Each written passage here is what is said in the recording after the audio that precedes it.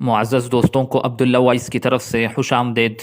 ناظرین محترم، آج ہم آپ کو 5 ایسے گناہ کے متعلق بتائیں گے کہ جن کے کرنے کی وجہ سے انسان تباہ و برباد ہو جاتا ہے۔ ایسے بدترین گناہ ہے جو انسان کے رزق کو ختم کر دیتے ہیں، اور یہ گناہ دنیا میں بھی اور آخرت میں بھی انسان کو ذلیل کر دیتا ہے۔ اگر تم چاہتے ہو کہ رزق کی فراوانی ہو، کامیابی تمہارے قدم چومے، خوشیاں تمہارے دامن میں گرے، تو خدارا تم ان 5 گناہوں سے بچ کر رہنا۔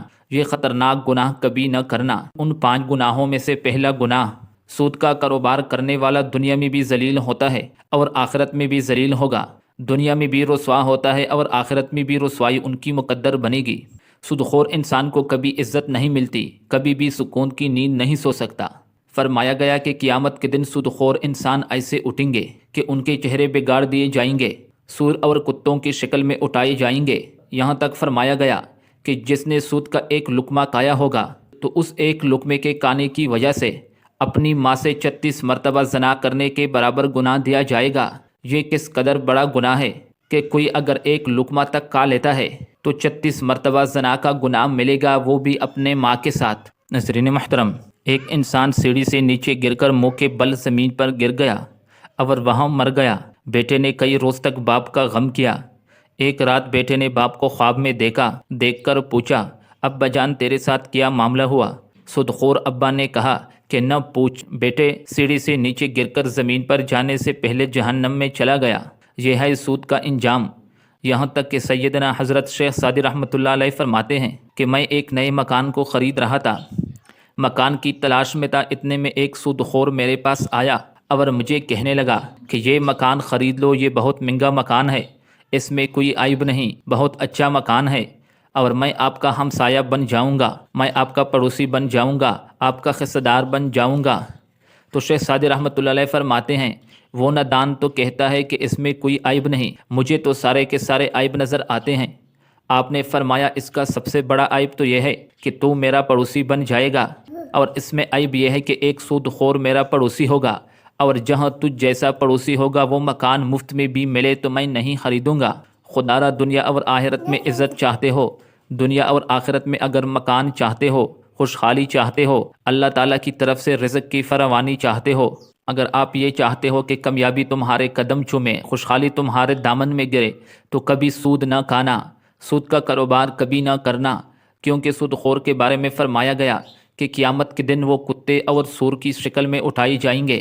یہاں تک فرمایا گیا کہ قیامت کے دن جب سود خور اپنے قبروں سے نکلنا چاہیں گے تو نہ نکل سکیں گے۔ انہیں ایسا محسوس ہوگا جیسے ان پر کوئی اثر کر دیا گیا ہے اور انہیں مصیبت میں گرفتار کر دیا گیا ہے۔ جب وہ قبروں سے نکلیں گے تو ان کے پیٹ بہت زیادہ بڑے ہوں گے، اس قدر بڑے ہوں گے کہ ان کا چلنا تک دشوار ہو جائے گا۔ یہ سب کا سب سود خوری کی وجہ سے ہوگا۔ ناظرین محترم، دوسرا گناہ کسی نیک عورت پر تہمت لگانا، کسی نیک متقی پرہیزگار عورت پر تہمت لگانا۔ کسی کی بیٹے پر تہمت نہ لگایا کرو، اس سے پہلے کہ تمہاری بیٹی پر تہمت لگا دی جائے گی، اس سے توبہ کر لو۔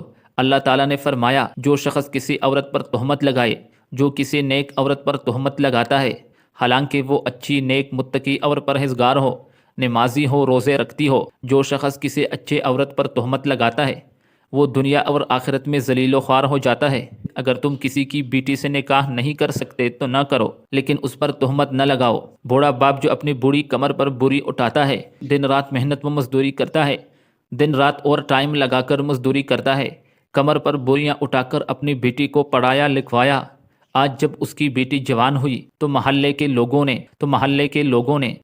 نوجوانوں نے اس غریب کی بیٹی کو قبول نہیں کیا اور اس پر تہمت کے انبار لگا دیے اور اسے ٹکرا دیا، اس سے شادی کرنا گوارا نہ کیا، صرف اس وجہ سے کہ اس کے باپ کے پاس جہیز کے پیسے نہیں تھے۔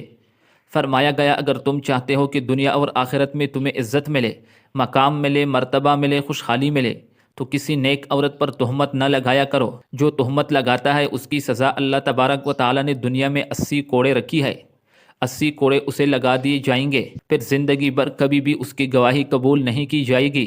ناظرین محترم، تیسرا سب سے بڑا گناہ کہ کسی کا مال ہڑپ کر لینا، خاص طور پر یتیموں کا مال ہڑپ کر جانا۔ یتیموں کے سر پر شفقت کا ہاتھ رکھو، یتیموں کے سروں پر رحمت برا ہاتھ پھیرو۔ جب کبھی آپ مر جائے تو آپ کی اولاد کے سر پر بھی شفقت کا ہاتھ رکھنے والا کوئی موجود ہو۔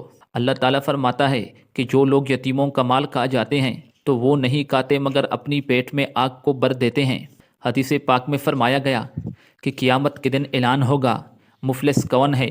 دنیا میں تو مفلس کہا جاتا ہے کہ جس کے پاس گھر نہیں، جس کے پاس پیسے نہیں، پہننے کے لیے کپڑے نہیں۔ قیامت کے دن وہ مفلس ہوگا۔ ان قیامت کے دن مفلس وہ ہوگا، وہ ان سب چیزوں سے الگ ہوگا۔ مفلس وہ ہوگا کہ جس نے کسی کا مال کھایا ہو، جس نے کسی کو گالی دی ہو، جس نے کسی کو نہ حق ستایا ہو، جس نے کسی پر تہمت لگائی ہو۔ تو قیامت کے دن جب وہ بندہ آئے گا، اگرچہ وہ نمازی ہو، روزہ دار ہو، زکوٰۃ ادا کرتا ہو، صدقہ دیا کرتا ہو، نوافل ادا کرتا ہو، لیکن ان سب کے باوجود وہ مفلس ہوگا۔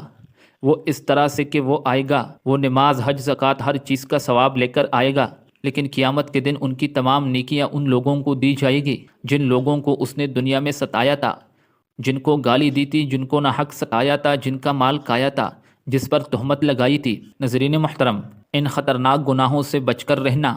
اگر ہم ان گناہوں سے دور رہے تو دنیا میں بھی ہمیں عزت ملے گی اور آخرت میں بھی کامیابی ہمارے مقدر میں لکھی جائے گی، اور آخرت میں بھی کامیابی مقدر بنے گی۔ ناظرین محترم، اسی طرح سبق آموز اور اسلامک ویڈیو دیکھنے کے لیے ہمارے اس چینل کو سبسکرائب کر لیجئے تاکہ ہمارا ہر آنے والا ویڈیو باقاعدگی کے ساتھ پہنچتی رہے اور آپ کے علم میں اضافے کا سبب بنتی رہے۔